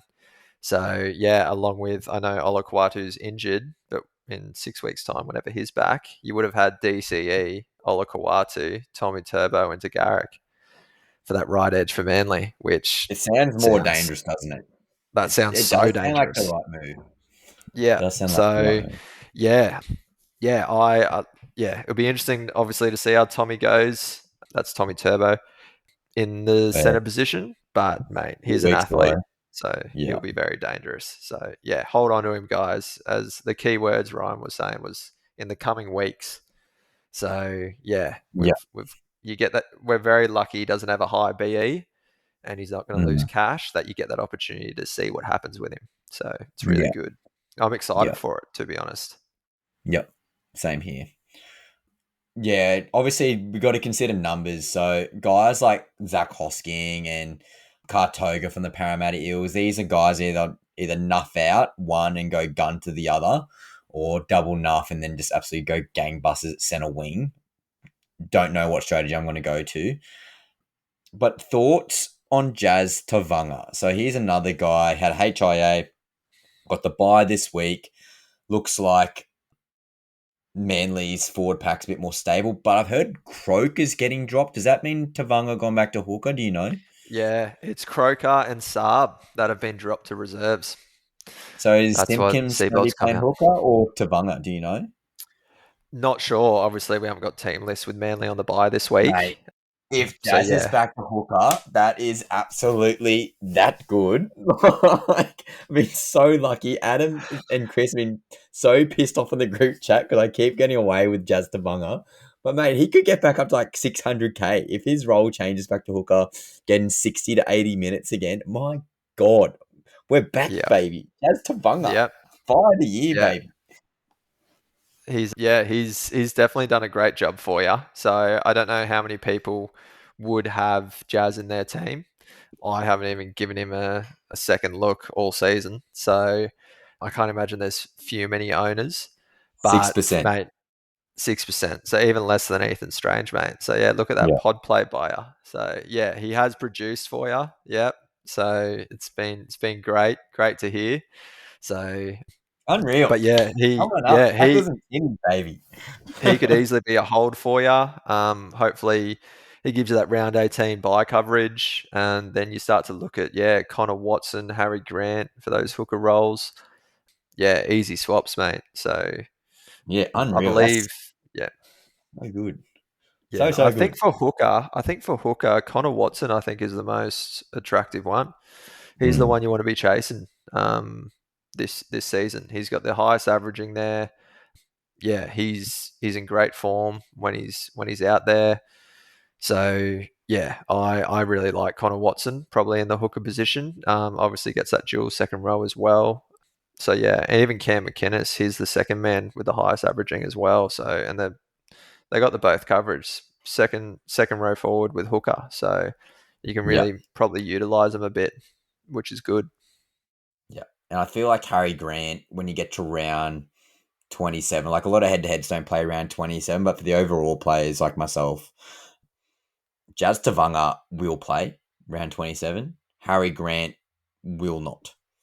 So that Yeah, is also something to consider as well. If you want to hold Jazz, maybe a Cam McInnes plays round 27, probably gets rested actually, but or maybe less minutes. Connor Watson probably gets rested round 27, another guy, unless they're like desperate to get in. yeah. It Like depends they're on where the Roosters are sitting. Where the way the Storm are tracking, obviously, yeah, they're in that top four, I believe. So I'd be shocked if they're not in the top four. because And I can't imagine them. last last year they had the round 26 bye. So they Mm, rested they played round 27, and that's when Jerome Hughes got like 170 points and clutched up the Dally M because he popped off in that last game yeah, and just beat Tedesco. But yeah, they don't have that luxury this year. So I do feel like Bellamy will rest round 27. So maybe hold a trade or two. I know it's hard because you're probably going to have to hold two trades and trade two Melbourne players out round 27 if you're an overall player. So that means you really only got 8 trades over 9 weeks. That's scary. that is scary. Yeah, that sounds Yeah. very scary.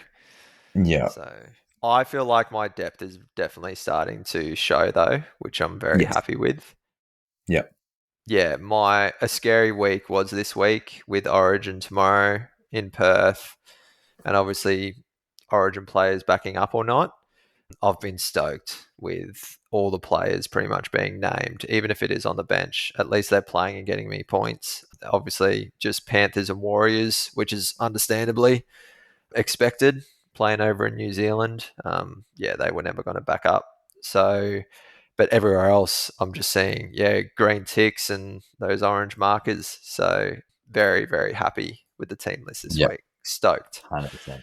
So, I think a lot yeah, of people try to hold trades this week. It sounds like a good week to hold with those sort of Bulldogs players and Manly players on the bye. You probably don't want to be going too gun ho with those Origin players backing up. We absolutely dodged the bullet there for sure. Yeah. Would you this sell could be a. Cleary, by the way? Or are you going to Uh, hold? no, I personally will definitely be holding Yeah. 100%. I've got, Would you as go I said Hughes earlier, to Cleary yeah, if you could? I've brought in Hughes Yeah. from Gutherson. Yeah. So Yeah, works. Yeah. Gutherson, hands down, is definitely a sell in comparison to Cleary. Told you that And 2 weeks yeah, ago, mate. yeah. Look, mate, I took the punt. Didn't pay off, but I'm happy I did it. But I told you, Yeah, mate.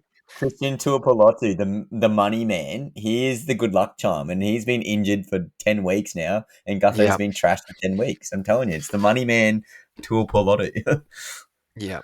So, just out of curiosity, Yeah, yeah, I won't be selling Cleary. I've brought in Hughes this week, and he provides that super coverage. But yeah. who have you got in your center wings, Ryan? Because I feel Yep. like for me, that's probably my biggest focus. So just out of curiosity, who are you running? So I got Farmworth, Asako, Shibasaki, Brimson, Garrick, Billy Smith, and Nathan Lawson. But obviously, I got that 376k, so I plan on upgrading Shibasaki and potentially Billy Smith. Yeah, cool. Nice. Who you got? Yeah. I'm running Fletcher Sharp, Jermaine Asako, Robert Toya, Shibasaki, Garrick, Saab, and Corey Allen. Okay. So Similar definitely, sort of yeah. structure. Yeah. So Garrick, Sharp, and Asako. I'm happy to definitely kind of put them in my season keepers. I'm happy to keep them unless they go down for the rest of the year. If I have the luxury of like holding trades and I get the chance to maybe upgrade Asako to Herbie, for example, or do something like that, I will. But yeah, I'll be in probably a similar boat. If I can, I'd love to maybe move Saab up to a gun. Yeah. And then kind of keep Toya or Shibasaki as those backup players, those backup reserves for me, because they've done a job all year. I feel got them bottom dollar as those cheapies. So if there are those last minute injuries, at least I'll have good coverage through them. So Yeah. that's my rough plan. But I only brought in Asako and Garrick last week. They were my like two of my trades. So before that, I just felt very very weak. I feel like in the center Yeah. wing. So I was just curious who you were running. That was all. Yeah. My wife So sold yeah, Fletcher Sharp. I wasn't sure how bad that calf was, and obviously Mitchell Moses, that scared me because he had a moderate to high calf strain, which is I think 6 weeks he's out for. So that sort of scared me when I heard that news, and when I had the opportunity to obviously go to JC, you got to take that. yeah. What are your thoughts on Brimo? If he's going to hold that at least to probably round 22, round 23, that fullback position, thoughts on Brimo? Look, I don't mind holding on to him at the moment, but Titans obviously have that round 18 bye. So if you were to sell him that round 18 into someone you need who's playing that week, I'd definitely be okay with that. Yeah, obviously moving back into the fullback, that's where he's going to start playing a lot better and getting some bigger points you can expect. I think you've had him for quite a lot of the season, so Yeah. switching in As soon as between he that got that 5'8" and duel, I center got him wing. in. Yeah. So yeah, definitely. I feel like he's definitely not a bad hold. He's definitely not a sell. I don't even think he'd probably be a buy unless he's kind of priced really well. What's his price at, Ryan? He's 564. 564. Yeah, 564. Up against Para. I think Dylan Brown's out again this week from memory. And no Is that Moses, right? no Lomax. So Yeah, so they're definitely a bit vulnerable. Break even of 50. Yeah, definitely not too bad. Yeah, my only issue would be that round 18 buy coverage. You don't get him for that. So would you have a look at him round 19? I'm a bit nervous about Lomax. Like, Lomax always got that huge BE. Definitely not a buy this week in my eyes. He's just going to lose too much cash. And with Mitchell mm, Moses there, I want to see him play without him because obviously that plays such a significant role. And if you're saying Dylan Brown is out as well, and I'll quickly run through the ladder as I'm talking, yeah, but with him out, it just scares me. Scares me. So you got, yeah, Josiah Papali'i and Dean Hawkins in the halves. Yeah, that mm. scares me. Yeah, I personally I would like to bring in Lomax, but it's not until after game 3 Origin. They walk into Penrith straight after game 3. So definitely not an easy matchup. And even their next two after that, they're up against Raiders and then the Broncos at Suncorp. So He could honestly be a fade to like round 22, round 23. yeah, well, 22 they're up against the Storm Well, at Combank, but still, it's still the Storm. So they do have the Cows round 23 at Combank. So that could be the week. that could be the week. Um, so yeah, Because you might be able to get definitely. him for like 650k, which is unreal for Lomax. Oh, he still gets those points though, Yeah, even shit with the point. tough matchups. Yeah, he just delivers. Great pace. Over Goal the kicker. past, like, he's always been talented, but I feel like over the past couple of years, he's past 2 years, I think it is now. He's found some great form, Lomax, I feel. So That shift to wing's been the best thing for him. yeah, he'll be goal kicking with Moses out as well. Is he usually goal Who's goal kicking kicking them those, actually? mate? He's always goal Moses kicking gave actually. him the Yeah. tee at the start of the year. He's like, nah, Lomax can kick. So Yeah, fair call. all the ankle problems and foot problems he's been having, Mitchell. So Yeah. Yeah, he's one I would love to get in. Lomax. Val, Lomax, Holmes, or Lomax, you have to pick. Go. Lomax. Straight Yeah. up, Okay. Lomax. Yeah.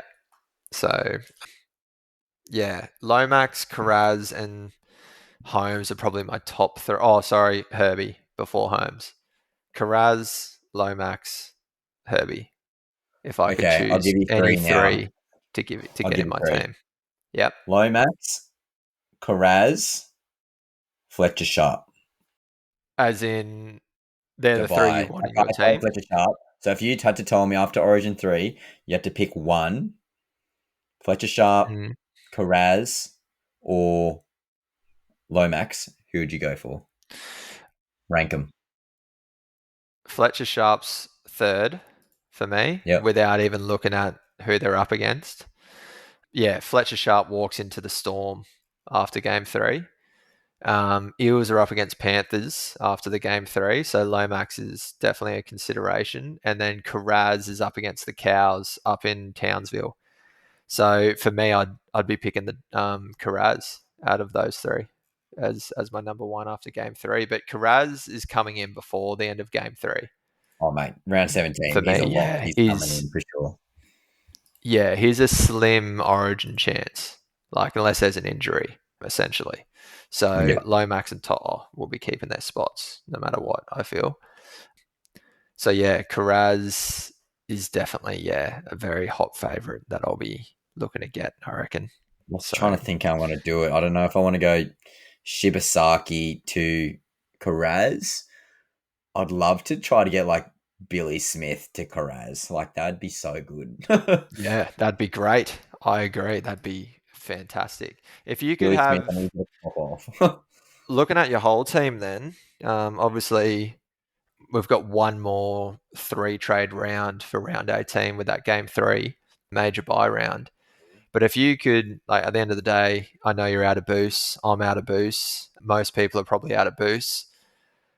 So all you get is two trades a week. If you could have any two players coming into your team, who are you choosing, Mariah?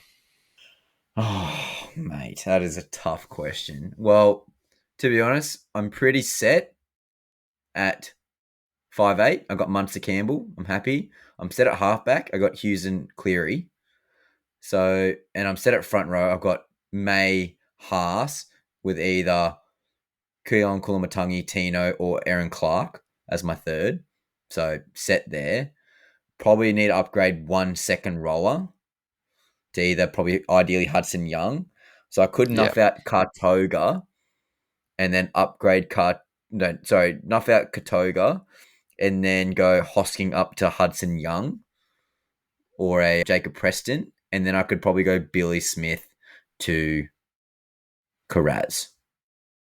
And I'd be yeah, stacked, like absolutely stacked. And I got probably like 4 trades just to go. If there's an injury, I can switch. But that literally just sounds like my plan, to be honest. Like I'm pretty. Oh, I need to upgrade hooker, so I have 3 trades to go of yeah, injuries. But then my team's set. Like I've got like most of the best guys you can probably get, besides like Lomax. yeah, What are your thoughts yeah. on? If I could pick any two to kind of bring in my team at the moment, just going off with draw and all that kind of coverage still for the remainder of the season, I don't own Tedesco. So Oh, Tedesco would be my number one pick to 100%. bring in. Yeah, And Carraz is my second at the moment. Yeah, they both provide great state of origin and buy coverage moving forward. So yeah, so they're definitely my two focused. But yeah, Hudson Young, Hudson Young, Herbie, Lomax are probably my next three players I'll be focusing on from round 19, essentially, or round 20, because obviously Raiders have to buy for Huddy Young there. But yeah, after Origin's all over, oh, what did you just get excited about, mate? Oh, I So, think I can do it. I'm listening, mate, but I think I can no, do that's it. fine. Hang on. 3 What round have you just average seen? Raz. Yes! Assuming Billy Smith doesn't lose cash, Billy Smith to Karaz next week. Yeah, gorgeous. Do it, mate. Lock it Lock it in, in. son. Yeah, That's so good. I just got so yeah, excited. yeah. And then I That's just knock out fantastic. Katoga. I knock out Katoga and then I'm good. I'm laughing. And who Yeah, knows, Turbo could still somehow recover. Wishful thinking, but yeah, so many different ways with the flex position this year. As you said, you can get a center wing, get a second rower to flex. yeah, Yeah, so many ways you can do it. Don't necessarily need a 3-gun fullback, but yeah, mate, if you haven't got Tedesco, what are you doing? So you and Chris, what are you doing? I desperately need Tedesco. Once again, mate, it's just every time it's a decent week to bring him in for me, I just look at his break even, and it just gives me that little bit of. I just hesitate a little bit. I just start to think, oh, I can wait a week. And once again, 92 or 94, whatever he's got this week, I can wait a week, especially with the other two trades I've done just feel a bit more important. Ola Kawatu to Ellie Cat and Clint Gutherson to Jerome Hughes. So Yeah, Teddy will be on the bye next week. So I don't even need to rush him in next week either. So yeah, I can look at my other trades, focus on, Karaz, focus on possibly someone else that I need. Maybe even have that luxury of holding a trade or moving one of my stars to enough just so I make sure I'm absolutely loaded up with cash. So yeah. that's just my forward thinking. So yeah. Mate, well, I've got 2 more boys and we've sort of missed them. Brabin Bespin's name this week. He's got a 54 break even with a rolling average. Yeah, he's not going to lose or gain too much cash, but he's back. 105.51 is rolling break even. 613k as Brabin Best, but also you've got bloody, what's his name? Dom Young. He's been named on the wing. What are your Mm. thoughts on those 2 boys? Yeah, look, both definitely not too bad players. Yeah, probably like Bradman Best a bit better, even though Dom Young has had some super scores in his time on SuperCoach. At Newcastle. At Newcastle and the Roosters. I think he's got some bad scores, but he's also gone quite high as well. Um, yeah, look, I don't know. I don't feel like they're probably someone I'd be bringing in, either of them. I know I was speaking about Gagai last week. He's been in hot form. So you could probably still be looking at Gagai. I'm not looking at his numbers, but yeah, if you I understand your sell of Fletcher Sharp with that calf scare, so you could probably look away from Fletcher Sharp. But if you're selling Fletcher Sharp last week or this week to kind of move it into a center winger, I'd probably kind of be happy to maybe start to look away from the Knights. Yeah. Um, I think they're a different yeah. team now, mate. Like Bradman Best and Dom Young, their problem was they couldn't score points. Now Mm, you got Ponga giving the ball to Bradman Best and you're giving the ball to Dom Young. Like that's when Ponga was popping off 2 years ago. yeah. Like so, Dom Young's got a 40 break even, projected to make 15k. He's got a 100 and a 53 in his rolling average, so definitely potential there. I love it. I love Dom Young. I think he could be a great smoky pod. Very much wait and see. Give him 1 week, see how the new boys look together. And obviously, Bradman Best, same as Christian Tuipulotu in regards to injury scares with hamstrings. That worries me because Bradman Best is just as bad as Tuipulotu in regards to their hamstring tears or strains. Yeah, Bradman Best, 1 week at least. Wait and see. Don't pull the trigger early on him, even though he can be popping off and get close to 100. Dom Young, don't hate it, but again, if Bradman Best goes down, he might get no ball. So Well, wait the and back see. five of Knights are fantastic. Yep. You got obviously Ponga at the back, Mars and Young on the wings with Bess and Gagai in the centres. Yep. So that's a very, very strong back five, essentially. Yep. So yeah, look, Knights obviously got a win last week, I think it was. No, they lost to the Roosters last week. I think they got a 2 weeks. win the week Yep. before. Golden Point. Yeah, so look, they might be on the up, but once again, there's definitely ones to consider, have a think about, keep an eye on them. But I feel like I'm Yeah, looking they're definitely elsewhere. top. I think at the moment. So All right, Jakey. I reckon we go straight into captain's mate and we'll wrap up the show. So I think it's easy this week. VC Pappenhausen, Captain Tedesco. yeah, that's for the Tedesco owners, mate. I was just sharing. I don't have him, so yeah, that one hurts. Easy decision. Yeah, that's great. Well, look, mate. What about just to throw some, make it difficult for you, make you have another think about it? What about Herbie? That is juicy. That is Yeah. juicy. Like there might be some who jump on him after, especially after last week, but they're up against Newcastle. They're not too bad defensively though, Newcastle, mate. That's the issue. Like they're Correct. trash in offense, but Yep. they've only conceded 262 points, which is like top five, I think. Going off what I'm quickly scanning here, I think they're coming third. Yeah. Okay. So that's unreal. Their best defense. Yeah.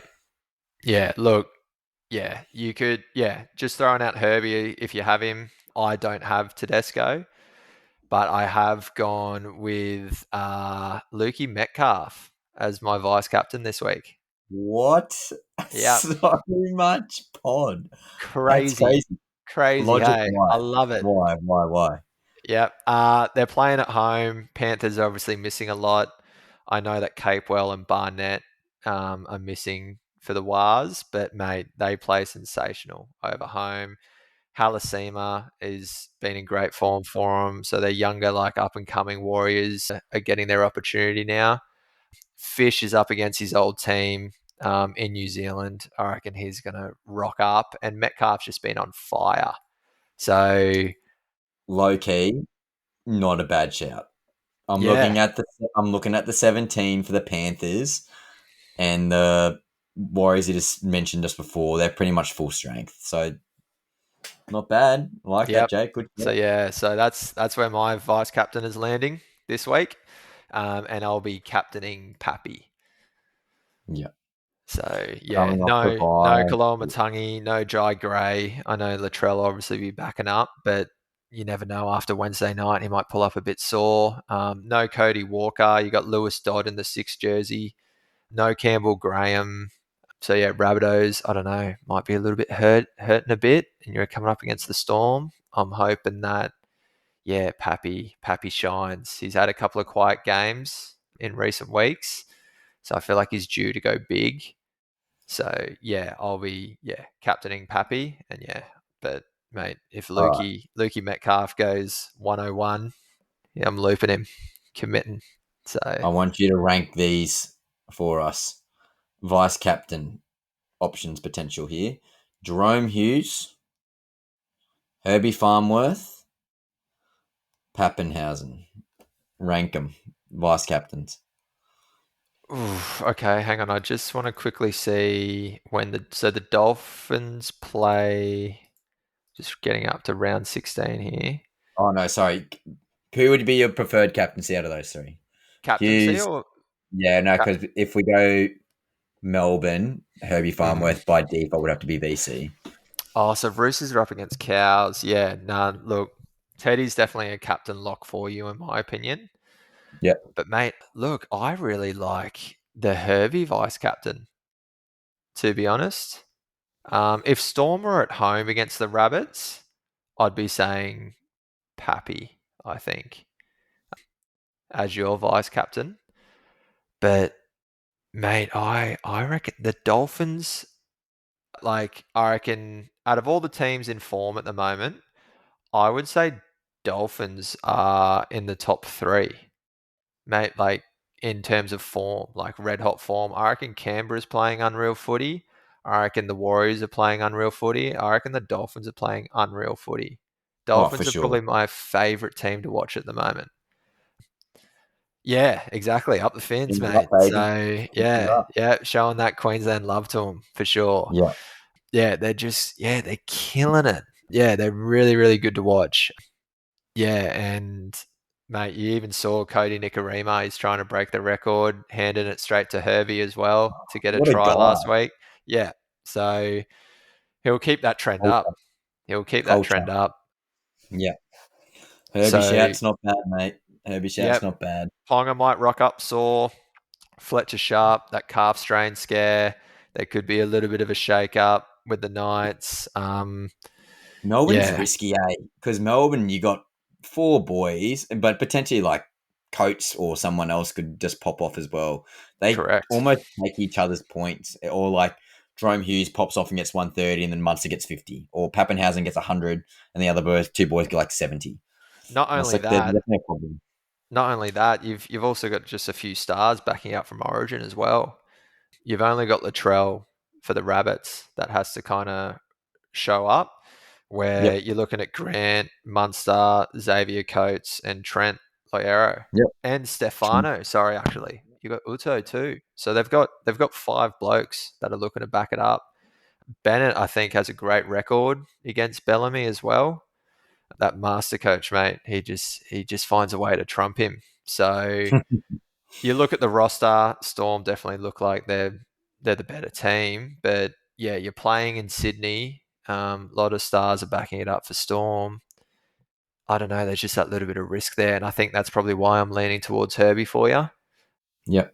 But mate, I think you've got the right captain option. Teddy up against the Cows. Yeah, love. Yeah, go. That's very Shambles. safe. Good move. Yep. Okay. Now, Jake, before we wrap up the show, just recap what were your trades this week? Through Flex, I've gone Clint Gutherson to Jerome Hughes, and I've got rid of Ola Kawatu to Eli Katoa. Yep. How Sweet. about Easy yourself? trades. Lock them in. I've gone ECAT in. Yeah. Oh, so you're just doing the one? Yeah, mate, love it. No, that's great. If you can hold a trade, mate, I'm jealous. Yeah, it's that 3 to 6, and I'm pretty sure Ola Kawatu is the same. So correct. Yeah, yeah. No, I don't think so, mate. Yeah, probably just I hope the webcam delivers. That's all I got, mate. I hope there's no issues after tonight. So yeah, we'll see what happens. But yeah, great yarn. Just the two of us tonight. Obviously missing some of the other boys. But yeah, some great takes there, I think, and hopefully people get a lot from it. Yes, up Queensland.